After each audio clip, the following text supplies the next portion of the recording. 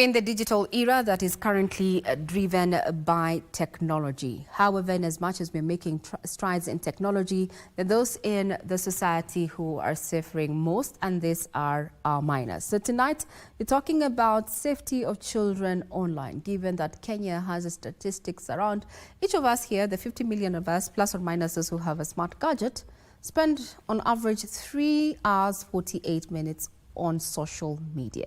That includes minors.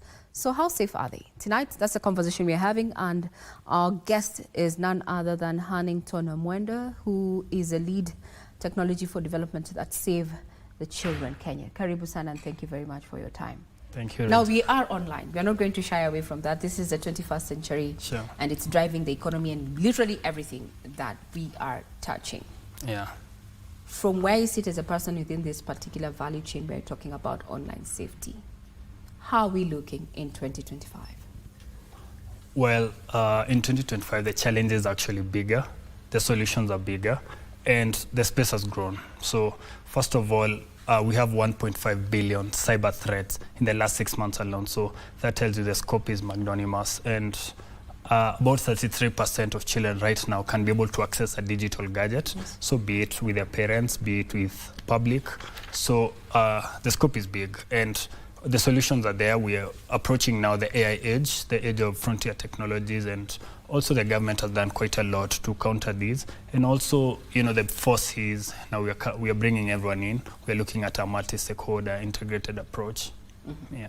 So we have bigger challenges, but better solutions. So sure. Now let's talk about the challenges there, because if we look at it this way, there's an issue of lack of awareness of minors when they're surfing this online. They really are not aware of the dangers that they, you know, that potential dangers. So how do we increase that awareness? First of all, the biggest gap that there is with parents, mostly because they don't, you know, the awareness that needs to be there, mostly it should be the people who surround children, you know, understanding the key indicators of online grooming. You know, these are when you know a child is overspending their time online, when they're all of a sudden having strange behaviors, like they're keeping to themselves alone. Maybe your son or daughter has a new phone, you know, they have these online personas that they're adopting, the use of mature language. These are some key indicators of online grooming, which parents should be aware of. Mm-hmm. And for these, even as I Save the Children, we've developed a positive parenting manual to make sure that parents now are cultivating a relationship that children can feel safe to air them, because actually 2 out of every 3 children who are bullied online or who face online grooming do not feel safe to report to their parents. Mm-hmm. We'll tackle that, but then there's this term that you have dropped there, grooming. A majority do not understand what constitutes grooming, because if someone approaches you for a friend request on one of these apps, at what point does it become, you know, a potential abuse just waiting to happen? Yeah, thank you for that one. So first of all, online grooming is a subset of, you know, online safety, and it mainly involves where you find there's a request for photos, there's a request for information. There's also people sharing online. People, you know, they might be friends or not, but online people just sharing, you know, photos that are inappropriate. They're sharing content that is inappropriate, and also they're channeling the direction towards, you know, cyberbullying. They are comparing online personas to children, putting up a standard that children should be able to follow, of beauty, of even moral cadence and such things. Mm-hmm. Yeah, that mainly constitutes online grooming. Yeah. So why is it more pervasive among minors, and why is it, you know, a dangerous form of abuse? Thank you for that question. First of all, we need to understand how children interact with the internet. So as per our digital cybercrime and also the Children's Act of 2018, children are not consensual. They are not able to report by their own. They are not even able to buy gadgets by their own. They are not even able to buy anything online by their own. Mm-hmm. So it means whenever they access internet, they know most times it's because it's not monitored. So the perseverance there, or the possibility of online grooming, is very high, because most times they're not monitored, because the devices cannot be tracked down to them. So that could actually explain the reason why a lot of cases of online grooming go unreported. Yeah. Like shadow boxing. Yeah. And also this latest report has indicated that grooming, a majority of children who are groomed end up actually meeting their perpetrators, you know, of those heinous acts that have been so far reported. You've mentioned from your experience is that 2 out of 3 cases reported, or rather, or noted down, children do not come out to actually talk about it. It is found out in an indirect manner. Why aren't our children reported these cases? Yeah, that's actually a very interesting observation that we actually also made, that there's a difference between, and children that we surveyed showed a difference, and a huge difference between knowing what online safety is, knowing what are the risks to the online safety, and worrying about online safety. So what happens is, because of the way nowadays a lot of media presents itself, you know, we're in this age of social media, we're in the age of unregulated technology, we're in the age of information. So information might even get to children faster than their parents. So a lot of times children, and coupled with the fact that children do not like, as I told you earlier, to report some children, it's very hard for parents to actually trail that information. Okay. So because children are endearing themselves, and you know what would push children to actually online grooming would be subtle things that have existed before, things like peer pressure, things like societal standards, things like what they see in the media, and actually what they have access to. So they would even follow leads that they're not sure about, because that is what they've probably seen trending online or something. Yeah. Now, before we look at what is actually pushing them, or rather making them susceptible to this grooming, you've mentioned one aspect that we do not have, there's a gap, you know, in seeking redress for cyber crimes, or rather online bullying for children. Yeah. Yet we have made strides, like looking at the Computer Misuse Act and such. We have made inroads in terms of policy. Yeah. But why are we still having these gaps in terms of seeking redress? Yeah, first of all, I want to commend, you know, the establishment, the government, the stakeholders. Even from 1998, you know, there was the Cyber Crimes Act. Yes. We have now the Digital Violations Act that we've been implementing, and so there actually is a lot of legislation, right? But then what there is and what needs to be put into a lot of force is the need for integrated approach, you know, stakeholders, multi-stakeholders approaching parents and schools, because that's where mostly the epicenter of online grooming is, actually where children can be able to access gadgets, and it's mostly in those 2 areas. And you know, the knowledge gaps that are with the curriculum, and even with what teachers are able to give, and also what parents know, is what actually contributes to, you know, children having access to online predators, online phishing attempts, and all these manner of cyber crimes. Yeah. So schools and homes need to be integrated. Yeah. A multi-sectoral approach would actually, that is what you're recommending from that particular end. Yeah. But then we've also seen overseas that there's a trend now where children are getting groomed, bullied, and ending up taking their lives. Yeah. Before we get to that level, you know, losing such young lives, from where you sit as a private sector player, what do you think we can do to that, other than that multi-sectoral approach? I'm imagining, how then do we approach families? Because we live in different strata of society. There are those who have access to online gadget, or rather electronic gadgets, at a young age. There are those who come to interact with them maybe in school and such. How do we match that? How do we create a synergy to build capacity?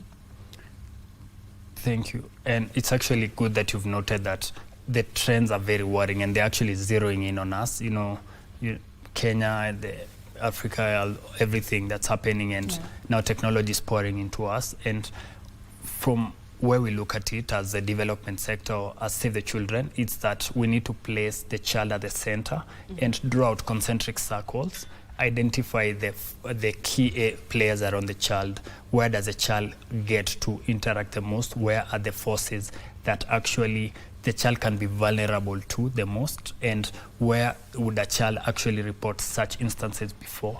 Actually, we've noted that the police, for example, there's children officers from the Directorate of Children Services. That would be one area. We also have toll-free numbers that we have actually identified that children can actually report to, but also educating a lot of the people that surround children, including caregivers at home, about at a very tender age, at a very young age, about what content should actually be put out there for children, and even enforcing the frameworks that we actually have in these policies, so that children, you know, can be able to get much more guided because of the people around them. So we have one of our viewers who we posed this question to, what they think needs to be done to ensure online safety. And they said that we need to introduce a regulation that limits the age to access of the internet to the age of 18 when a child is an adult. What do you think about that? Radical, yes, but would it, what do you think? Just your opinion. It's just someone who's shared their opinion. Is it, are we there? Is that an option that we can explore? Well, I would be afraid to say that the ship has sailed. The internet offers way more advantages than its disadvantages. Right. So it's like saying we need to make horses faster, we don't need cars because they cause accidents. Yes. What we need is proper enforcement of regulation. Yes. Because regulation is there. There are a lot of frameworks, and especially what we need to do is to have a multi-sectoral approach. Everyone needs to take responsibility of children's safety, be it parents, be it caregivers, be it teachers, be it the government, be it the private sector, be it technology players. Everyone needs to take a part, and that part needs to be documented, and everyone needs to be taken to task. So basically, if everyone really does their job, we think really that we can actually tackle this issue of online safety, or even at least reduce it to, you know, cases that we can actually are not actually fatal or really bad. What advice would you give a guardian or a parent who is watching? They do an 8 to 5. They're not always there with their child, but their child has access to a smart gadget, maybe a cell phone, a tablet, a television. What would you tell them, you know, in terms of, we call it online hygiene? Online hygiene. Yes, online hygiene.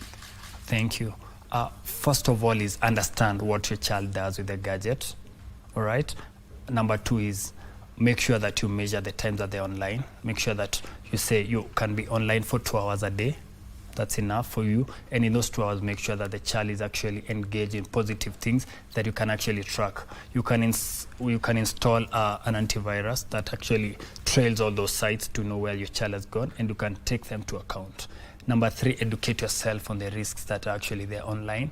It could look like a safe site, but it is embedded with, yes, you know, links and sites here. So you need to understand where exactly is my child going and what do I need to do.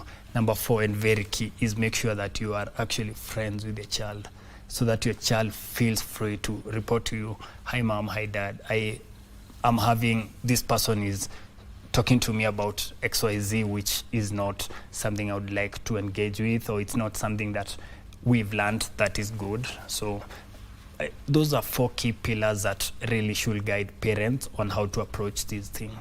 Yeah. Now, the latest report that I have come across indicates that Nairobi, Kisumu, and Kilifi are have the highest burden of online child sexual exploitation.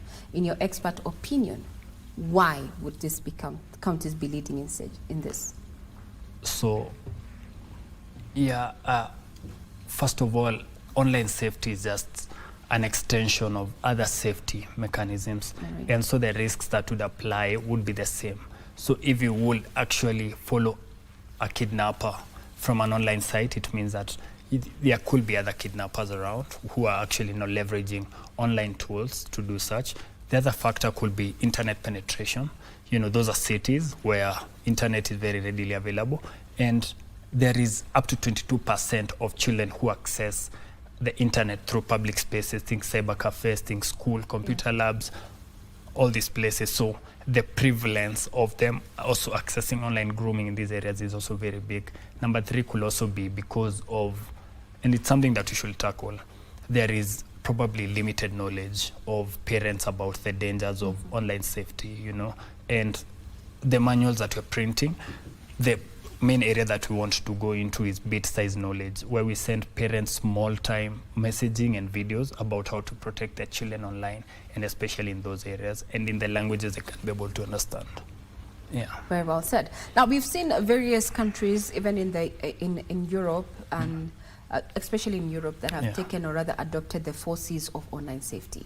Is this a methodology? Maybe unpack the 4 C's of online safety and see if we can borrow some of that to ensure that our children are safe. Yeah, so the online, the 4 C's. The 4 C's. The 4 C's, thank you. So the key 4 C, the first C is contact. So who do these kids contact online? Who do they talk to? That is something that needs to be looked at a big time. And the second C is commerce. So what the advertisements that come online, the things that people push online, the producers, the embedded advertisements, what do they talk about? We also have conduct. How do children conduct themselves online? What are they looking at most times? Probably how are their behavior after accessing online sites? And the last one is also content. These are very big. Content is king everywhere. People are using content to make a lot of money. Yeah. And it is pushing them to boundaries that have not been known before. There are all manner of things around. Nowadays, there are also online personas. There are people doing everything so that they can actually have that extra coin. Most of who don't need it, actually. But then the online chase for clout is very big. So that's the 4 C's are actually a very good fragmentation of online safety. And areas to tackle. So I'll give you a parting shot. I know we marked the online safety, child online safety, like a week ago on the 11th. It's not even a week, it's barely a week. So what are your take-homes as we come to a close? Thank you. So actually this is the 12th anniversary of the Safe Internet Day here in Kenya, the second Tuesday of February, every second Tuesday of February. My parting shot is that we are actually capable of tackling online safety. We have the tools, we have the capabilities, so let's give it a multi-sectoral approach. Let's make sure that we all understand what this means to all of us as parents, as people who surround children, really. So even the technology partners and the government, these are rallying call to all of us to put in a big emphasis on online safety. These are our children and these are the leaders of tomorrow.